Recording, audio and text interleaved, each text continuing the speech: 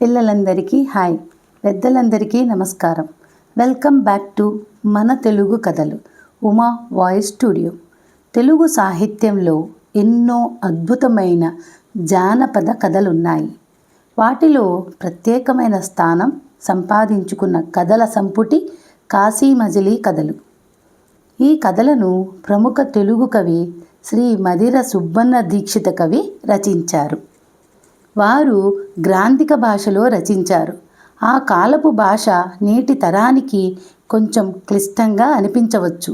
అందుకే అసలు కథలోని భావం, రసం ఏమాత్రం తగ్గకుండా కొంత సరళమైన తెలుగులో అందరికీ సులభంగా అర్థమయ్యేలా అవసరమైన చోట్ల సంక్షిప్తంగా మీ ముందుకు తీసుకువస్తున్నాను. సాహసం, నీతి, ఆధ్యాత్మికత, మాయాజాలం, ఆశ్చర్యకర సంఘటనల సమ్మేళనంగా రూపొందిన కథలు తరతరాలుగా తెలుగు పాఠకులను అలరిస్తూనే ఉన్నాయి. ఈరోజు మనం కాశీ మజిలీ కథలలో మొదటి కథ అయిన మణిసిద్ధుని కథ తెలుసుకోబోతున్నాం. అనగనగా ఒక ప్రాంతంలో యజ్ఞశర్మ అనే పండితుడు నివసించేవాడు. ఆయన గొప్ప విద్యావంతుడు, ధర్మనిష్ఠుడు. చాలా సంవత్సరాల తరువాత ఆయనకు ఒక కుమారుడు జన్మించాడు. ఆ బాలుడికి గుణనిధి అని పేరు పెట్టారు. గుణనిధి చిన్నప్పటి నుండే అసాధారణమైన తెలివితేటలు కలవాడు. వేదాలు, శాస్త్రాలు, పురాణాలు అన్నీ నేర్చుకుని గొప్ప పండితుడుగా ఎదిగాడు. కాలం గడిచింది. గుణనిధి యువకుడు అయ్యాడు. ఒకరోజు యజ్ఞశర్మ తన కుమారుని పిలిచి, కుమారా, నీ విద్యాభ్యాసం పూర్తి అయ్యింది. ఇప్పుడు నీకు వివాహం జరిపించాలని అనుకుంటున్నాము అని చెప్పాడు. అది విన్న గుణనిధి ప్రశాంతంగా చిరునవ్వు నవ్వి ఇలా అన్నాడు, తండ్రి, నాకు వివాహం మీద ఆసక్తి లేదు. ఈ ప్రపంచంలోని సుఖ సంతోషాలు శాశ్వతమైనవి కావు. నేను ఆధ్యాత్మిక మార్గంలో నడవాలనుకుంటున్నాను.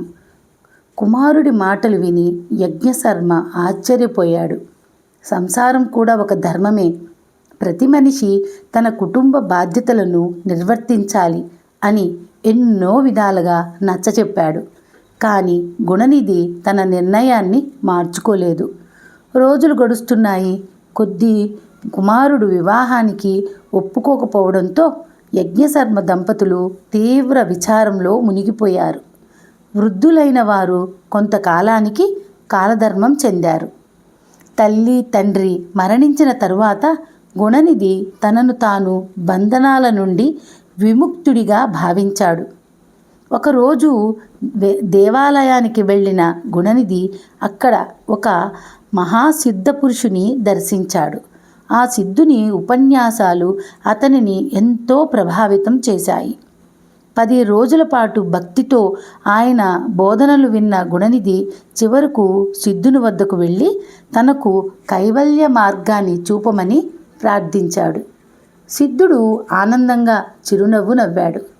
కుమారా, నీవు కారణజన్ముడివి. నీలో వైరాగ్యం ఇప్పటికే మేల్కొంది. కానీ పూర్తి జ్ఞానం పొందాలంటే కాశీయాత్ర చేయాలి, మహానుభావుల సాంగత్యం పొందాలి అని ఉపదేశించాడు. తరువాత తన వద్దనున్న ప్రకాశవంతమైన ఒక దివ్యమణిని తీశాడు.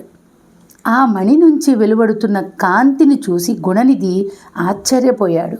సిద్ధుడు ఆ మణిని గుణనిధికి అందిస్తూ ఇలా అన్నాడు, ఈ మణి మహిమగలది. దీన్ని ప్రతిరోజు భక్తితో పూజించు, ధ్యానం చేయి. అప్పుడు నీకు గతం, వర్తమానం, భవిష్యత్తు గురించి జ్ఞానం కలుగుతుంది. గుణనిధి ఆనందంతో ఆ దివ్యమణిని స్వీకరించాడు.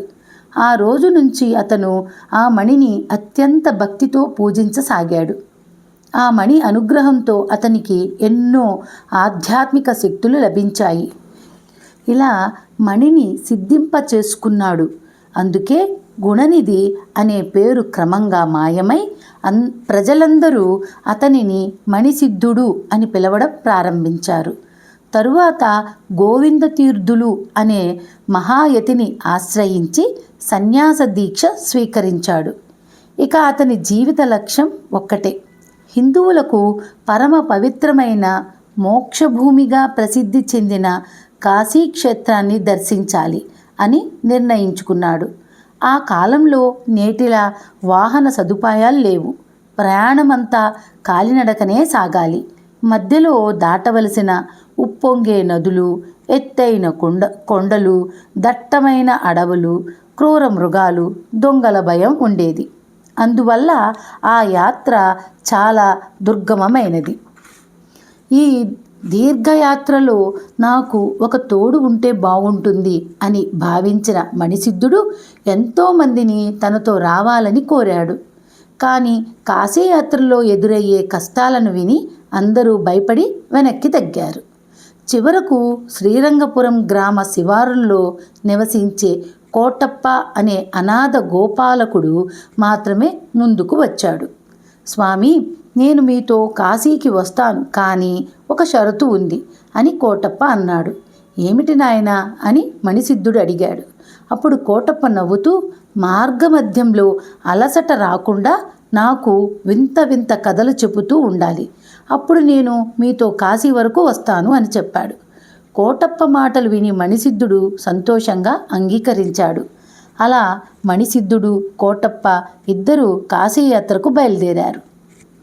ప్రతిరోజు పగలంతా దైవ జపంతో నడక సాగిస్తూ రాత్రి తన అనువైన స్థలంలో మకాం చేసేవారు, అనగా విశ్రాంతి తీసుకునేవారు.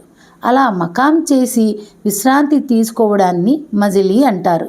అలా మజిలీ చేసిన సమయంలో కోటప్ప అడిగే ప్రశ్నలకు సమాధానంగా మణిసిద్ధుడు మణి యొక్క మహిమతో ఎన్నో ఆశ్చర్యకరమైన కథలు చెప్పేవాడు. ఇలా ప్రతి మజిలీలో మణిసిద్ధుడు కోటప్పకు చెప్పిన కథలనే కాశీ మజిలీ కథలు అనే పేరుతో తెలుగు సాహిత్యంలో చిరస్థాయిగా నిలిచిపోయాయి.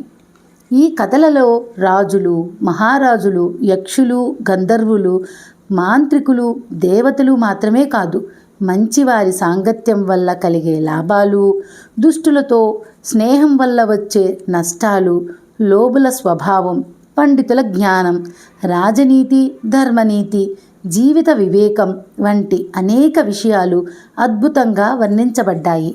అంతేకాకుండా శ్రీకృష్ణదేవరాయలు, భోజరాజు, ఆదిశంకరాచార్యులు, విక్రమాదిత్యుడు, నారద మహర్షి, ప్రహ్లాదుడు వంటి మహనీయుల గాథలు కూడా ఈ కథల్లో ఆసక్తికరంగా చోటు చేసుకున్నాయి.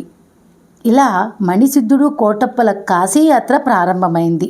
మరి వారి మొదటి మజిలీలో మణిసిద్ధుడు కోటప్పకు చెప్పిన అద్భుతమైన కథ ఏమిటి తెలుసుకోవాలంటే మన తెలుగు కథలు ఉమా వాయిస్ స్టూడియో ఛానల్ను సబ్స్క్రైబ్ చేసుకొని తదుపరి భాగాన్ని తప్పకుండా విని నచ్చితే లైక్ అండ్ షేర్ చేసి కామెంట్ పెట్టండి మర్చిపోకుండా. ఉంటా మరి, మీ అమ్ములు. జై హింద్.